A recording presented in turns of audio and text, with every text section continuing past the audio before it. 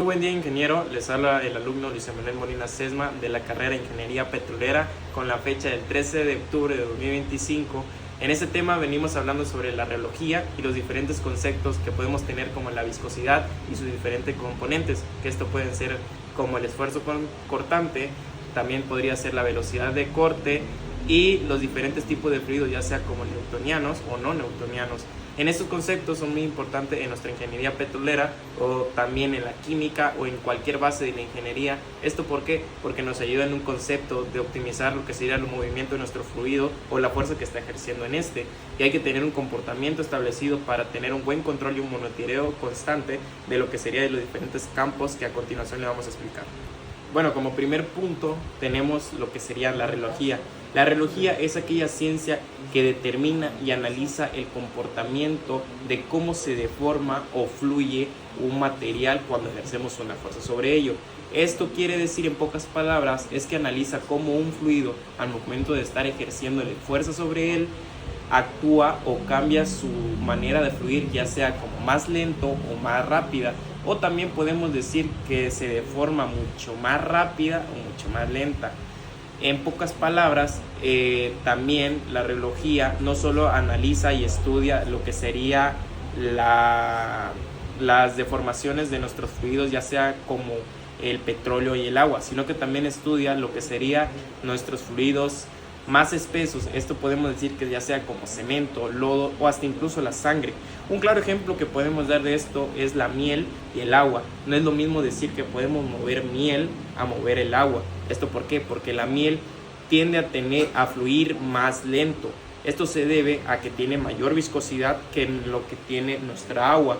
Eso es la diferencia de cambios que nuestra ciencia de la rheología investiga y analiza para tener esos diferentes cambios y conceptos en diferentes fluidos.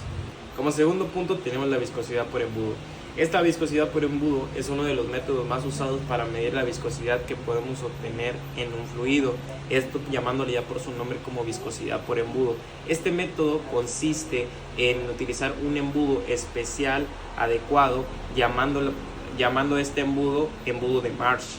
Este embudo tiene a tener un orificio en la parte inferior de este para ya luego llenar el embudo a una cantidad determinada para luego pasar a la parte que sería determinar el tiempo que tarda salir este fluido.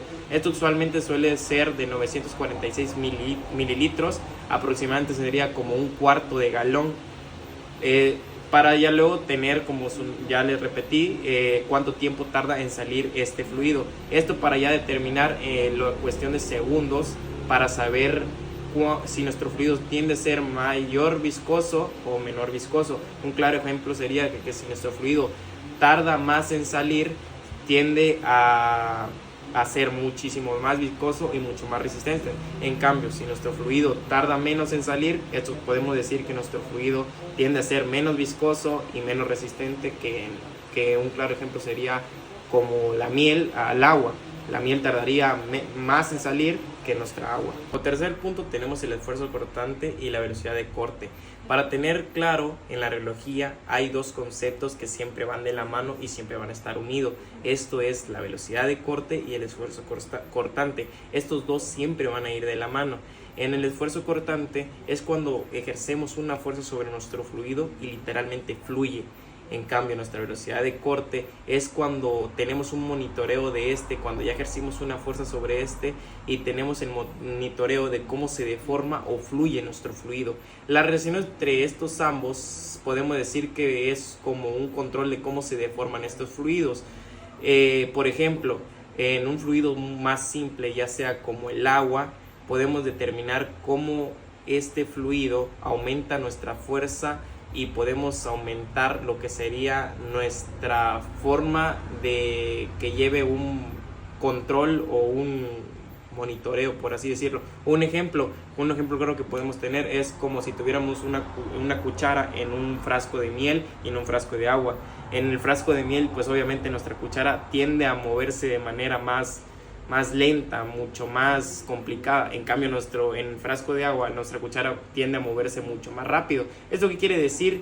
Que ahí se está aplicando lo que sería nuestro esfuerzo cortante y cómo cambia a nuestra velocidad de corte. Como cuarto punto tenemos la viscosidad efectiva y la viscosidad aparente.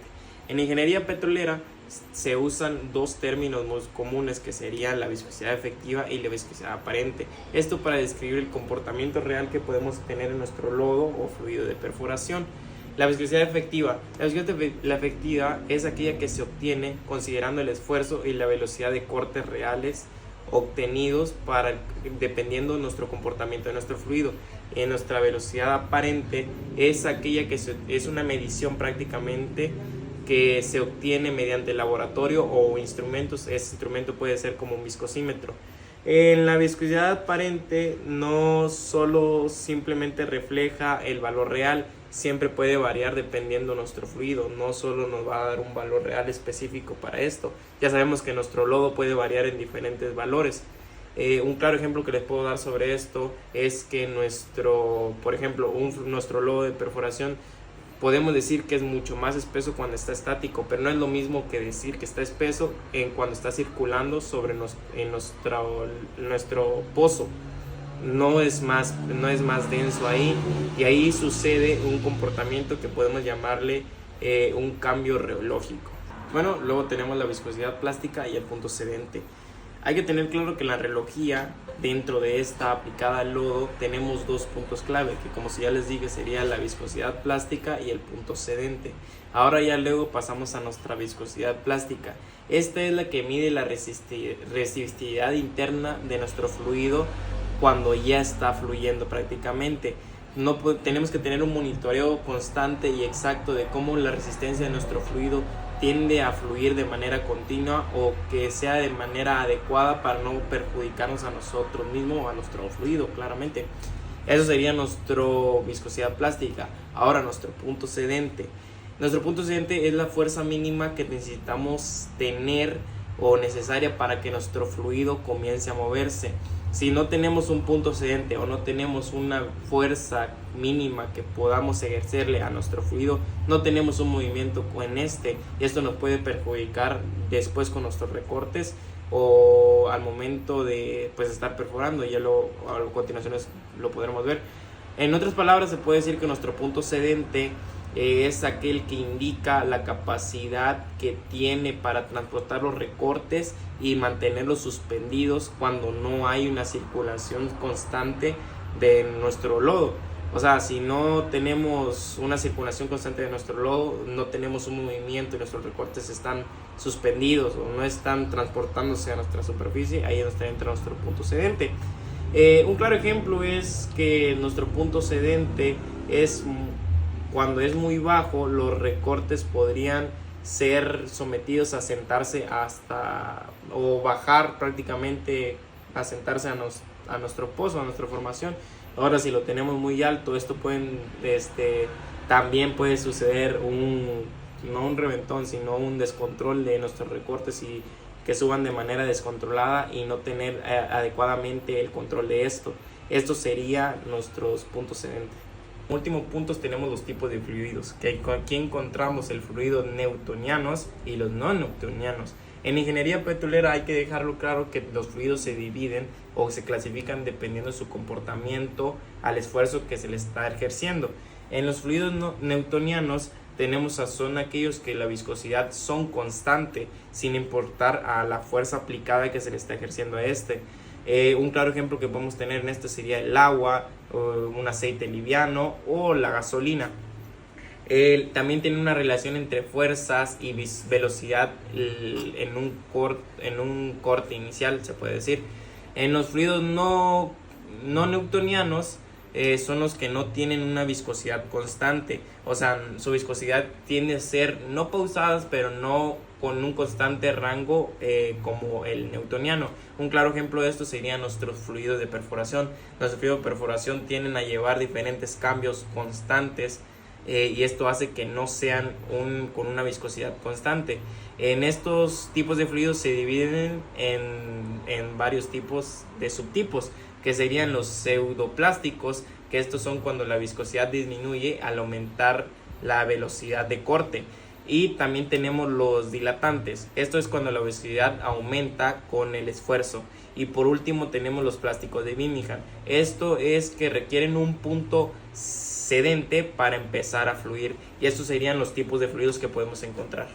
Bueno, como conclusión podemos decir que la rheología en ingeniería petrolera es algo importante para tener un control y un monitoreo de cómo serían nuestros fluidos, ya sea ejerciéndole una fuerza o también ejerciendo un punto sedente o teniendo una viscosidad adecuada en esto, o también aplicando lo que sería en no newtonianos, nuestros tipos de fluido, y eso nos deja entender que la rheología es algo muy importante que quizás no sabíamos desde un inicio. Ahora tenemos una visión de cómo esa rheología y sus diferentes conceptos, ya sea como la viscosidad aparente y lo que lo demás lo contribuye, nos pueden ayudar a tener más campos de estudio para nuestros fluidos, cosas que no sabíamos de cómo funciona cuando le ejercemos una fuerza, pero ahora ya tenemos un conocimiento algo abarcado sobre estos fluidos.